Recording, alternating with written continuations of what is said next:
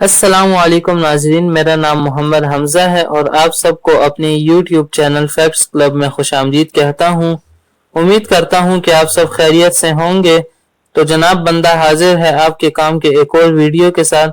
इस वीडियो में हम ये सीखेंगे कि हम अपने YouTube चैनल के लिए थंबनेल कैसे बना सकते हैं। कोई भी पॉइंट मिस नहीं करना, सारी वीडियो आपके काम की है। तो शुरू करते हैं आज का वीडियो। नाजरीन, थंबनेल उस तस्वीर को कहते हैं कि जो वीडियो की नुमाइंदगी करती है। जब हम YouTube पर कुछ सर्च करते हैं तो हमारे सामने कुछ वीडियोस आ जाती हैं।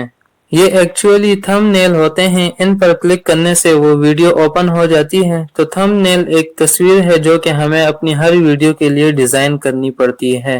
याद रखिए कि अगर आपका थंबनेल अट्रैक्टिव नहीं है तो इससे आपके चैनल को हद दर्जे नुकसान होगा, क्योंकि YouTube आपकी वीडियो सब्सक्राइबर्स के सामने लाता है। अगर थंबनेल अच्छा ना हो तो वो वीडियोस को ओपन नहीं करेगा, जिससे चैनल को नुकसान होगा। इसके अलावा आपके टाइटल और टैग्स की वजह से वीडियो मुख्तलिफ लोगों के सामने आती है। वो वीडियोस को तभी क्लिक करेंगे जब थंबनेल अपना जादू दिखाएगा। यहाँ पर एक गलती 90% लोग ये करते हैं कि थंबनेल में कुछ और दिखाते हैं और वीडियो में कुछ और होता है। इनका मकसद ये होता है कि लोग धोखे में आकर क्लिक कर लें, तो इससे एक व्यू का इजाफा हो जाता है। याद रखें कि इससे ये नुकसान होता है कि वीडियो ओपन करते ही बंद कर दी जाती है, जिससे चैनल को नुकसान होता है। मजीद धोखाबाजी करने से चैनल बंद भी हो सकता है। थंबनेल बनाने के लिए आपको ये 4 चीजें मालूम होनी चाहिए। नंबर 1, तस्वीरी डिजाइन कैसे बनता है।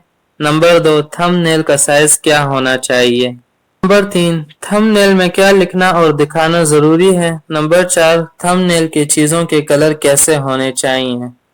अब आते हैं नंबर 1 की तरफ। दोस्तों, डिजाइन बनाने के लिए आपको एक अदद सॉफ्टवेयर की जरूरत पड़ेगी। मैं जाती तौर पर इमेजेटर इस्तेमाल करता हूँ।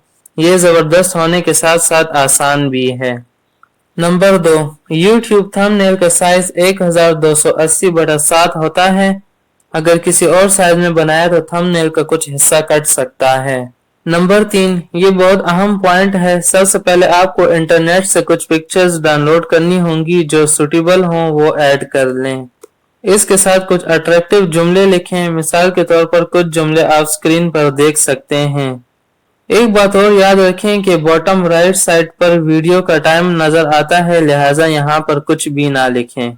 नंबर 4, ये इस वीडियो का इम्पोर्टेंट तरीन हिस्सा है। यहाँ पर बहुत से लोग फेल हो जाते हैं।